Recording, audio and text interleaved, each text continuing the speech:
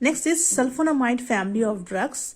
ये synthetic drugs होती हैं जिसके अंदर सल्फर प्रेजेंट रहता है, जिसको यूज किया जाता है to prevent and cure certain diseases cause by bacteria और फंजाई। तो फंजाई या बैक्टीरिया जो डिजीज कॉज करते हैं उसको प्रिवेंट और क्योर करने के लिए सल्फोनामाइड को यूज किया जाता है। These drugs include sulfadiazine, sulfoxazole, sulfonamide. ठीक है, ये इसके कुछ एग्जाम्पल्स हैं।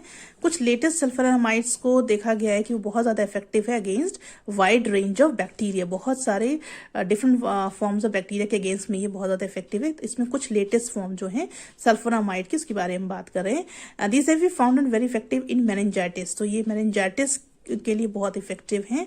मेनिंजाइटिस मतलब होता है इन्फ्लामेशन ऑफ ब्रेन मेम्ब्रेन और spinal cord membrane, right. Then infection of urinary tract infection के लिए बहुत ज्यादा इफेक्टिव होती है। अगर सल्फोनामाइड ड्रग्स का ओवरडोज ले लिया जाता है तो उससे क्या हो जाएगा, उससे फीवर हो सकता है, पेशेंट एनेमिक हो सकता है, स्किन में रैशेज आ सकते हैं और किडनीज जो है वो माल फंक्शनिंग करनी शुरू हो जाएंगी। ठीक है, एक नॉर्मल से वो माल फंक्शनिंग करना स्टार्ट कर देंगे अगर ओवरडोज हो जाता है सल्फोनामाइड का, राइट। हेल्थ ऑर्गेनाइजेशंस, तो बहुत सी ऑर्गेनाइजेशंस हैं जो कि लोकल, नेशनल और इंटरनेशनल लेवल पे काम करती हैं ताकि लोगों की जो हेल्थ प्रॉब्लम्स हैं उसको सॉल्व किया जा सके और उनकी जो हाइजीनिक कंडीशंस है उसको इम्प्रूव किया जा सके। तो पहले हम देखेंगे लोकल बॉडीज में क्या क्या आता है। तो लोकल बॉडीज के अंतर्गत में म्यूनिसिपल कॉरपोरेशंस, म्यूनिसिपल कमिटीज और ब्लॉक लेवल कमिटीज आती हैं। तो ये लोकल बॉडीज करती क्या हैं, ये जो पीपल हैं उनकी हेल्थ और सैनिटेशन के जो कंडीशन है, जो सिचुएशन है उसको देखती हैं, लोकल लेवल पर उसको देखते हैं। और ये लोकल बॉडीज के कुछ रेगुलर स्टाफ्स और इक्विपमेंट्स होते हैं जो प्रॉपर सैनिटेशन को मेंटेन करते हैं और डिजीज के स्प्रेड को कंट्रोल करने के लिए स्टेप्स को लेते हैं।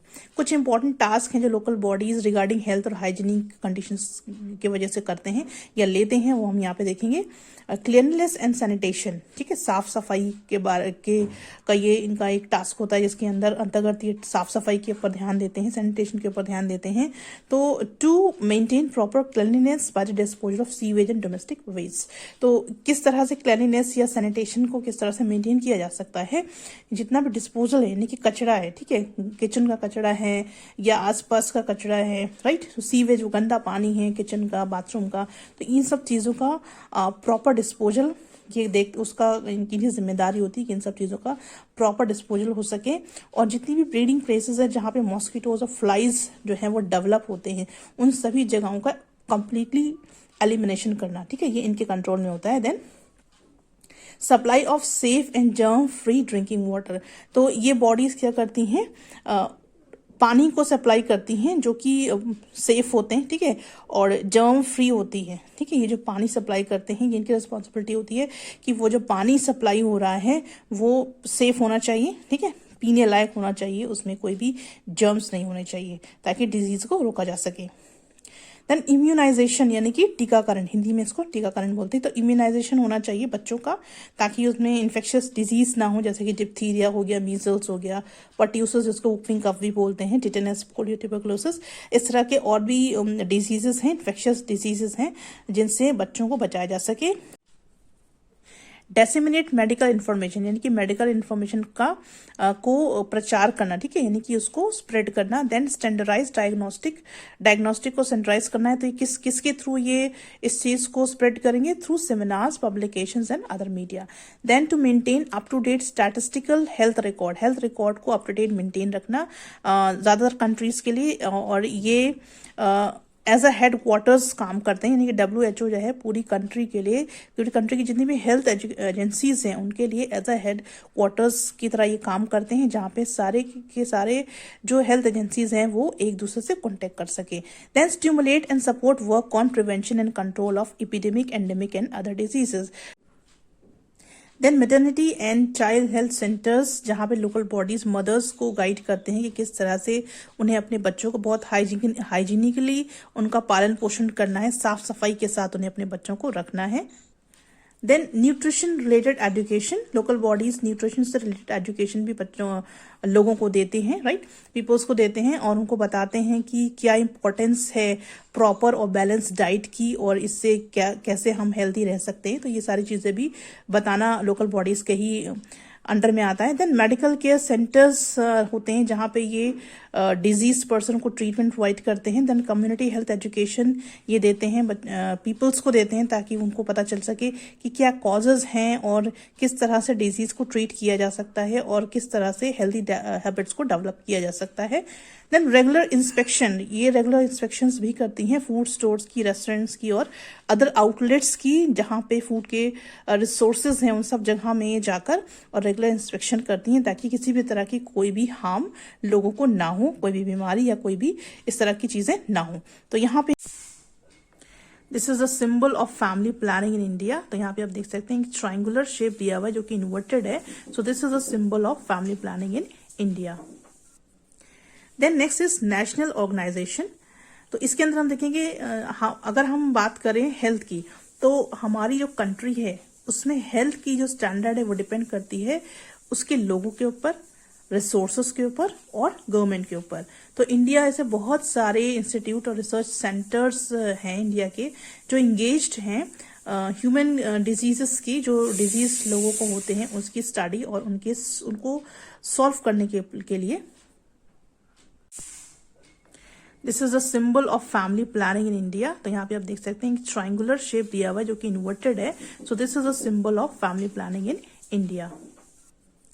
Then next is national organisation. तो इसके अंदर हम देखेंगे अगर हम बात करें हेल्थ की तो हमारी जो कंट्री है उसमें हेल्थ की जो स्टैंडर्ड है वो डिपेंड करती है उसके लोगों के ऊपर, रिसोर्सेज के ऊपर और गवर्नमेंट के ऊपर। इंडिया के अंदर बहुत सारे इंस्टीट्यूट्स और रिसर्च सेंटर्स हैं जो इंगेज्ड हैं ह्यूमन हेल्थ की प्रॉब्लम को स्टडी करने के लिए और उनको सॉल्व करने के लिए। सो यहाँ पर देखेंगे कि इंडिया की गवर्नमेंट ने बहुत सारे ऐसे प्रोग्राम्स बनाए हैं जो रन कर रहे हैं to fight against specific diseases like malaria, tuberculosis, polio, leprosy. ठीक है, और इसी की तरह और भी बहुत सारे इन्फेक्शियस डिजीज जो हैं इनके अगेंस्ट में गवर्नमेंट ऑफ इंडिया बहुत सारे प्रोग्राम्स को रन कर रही है। तो यहाँ पे हम देखेंगे कुछ यहाँ पे एग्जाम्पल दिए हुए हैं। Number 1 national malarial eradication programme जिसका शॉर्ट फॉर्म NMEP है और for eradication of malaria. Then tuberculosis that is TB programme for controlling tuberculosis.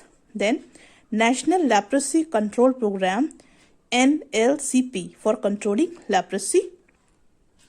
National Pulse Polio Program NPPP for eradication of polio. National Filaria Control Program NFCP for eradication of filaria. National Cholera Control Program NCCP for the eradication of cholera. Then National Institute of Communicable Diseases NICD earlier known as malaria institute. ठीक है, पहले इसको malaria institute के नाम से जाना जाता था और ये लोकेटेड है दिल्ली में और ये इंगेज है in research on infectious diseases. तो इन्फेक्शियस डिजीजेस के रिसर्च में NICD इंगेज्ड है। Then comes international organisations. इसमें 2 इंपॉर्टेंट इंटरनेशनल ऑर्गेनाइजेशन हैं जो कि ह्यूमन हेल्थ से कंसर्न है। इसमें फर्स्ट रेड क्रॉस है, सेकेंड वर्ल्ड हेल्थ ऑर्गेनाइजेशन जिसको हम WHO के नाम से भी जानते हैं। Next is red cross. Red cross society एक नेशनल और इंटरनेशनल एजेंसी है और ये प्रमोट करती है फंडामेंटल प्रिंसिपल्स और ह्यूमैनिटेरियन वैल्यूज। ह्यूमैनिटेरियन मतलब होता है मानववादी, राइट। सो इनकी एक्टिविटीज देखेंगे, रेड क्रॉस की क्या एक्टिविटीज हैं। इनकी मेन एक्टिविटीज होती हैं ड्यूरिंग वॉर एंड पीस। तो सबसे पहले देखेंगे humanitarian services to the victims of war. तो जो लड़ाई के दौरान जो लोग घायल होते हैं या फिर हम कह सकते हैं जो लड़ाई के पीड़ित होते हैं, ठीक है, जिनमें लड़ाई हो गई है और लोग घायल हो गए तो उनको ये सर्विसेज प्रोवाइड करते हैं। Then to extend relief and help to the victim of calamities like flood and fire. तो बाढ़ और आग से जो लोग पीड़ित हो जाते हैं, इफेक्ट हो जाते हैं, उनको भी ये रिलीफ प्रोवाइड करते हैं, हेल्प प्रोवाइड करते हैं। फिर इनकी जो हेल्प होती है वो बिना पक्षपात की होती है, राइट। तो ये नहीं देखते कि किस नेशनैलिटी का है, रेस, जेंडर या रिलीजन का है, कौन से क्लास का है, किस तरह के पॉलिटिकल ओपिनियन वो रखता है, इससे कोई मतलब नहीं है। इनका मतलब सिर्फ हेल्प करने से होता है। Then to extend support in case of any accident. अगर कोई एक्सीडेंट होता है तो उस वक्त भी रेड क्रॉस हेल्प प्रोवाइड करता है। To procure and supply blood for the needy victims of war और अदर कैलामिटीज। तो ये ब्लड को खरीदते हैं और इसको सप्लाई करते हैं उन लोगों को जिनको ज़रूरत होती है।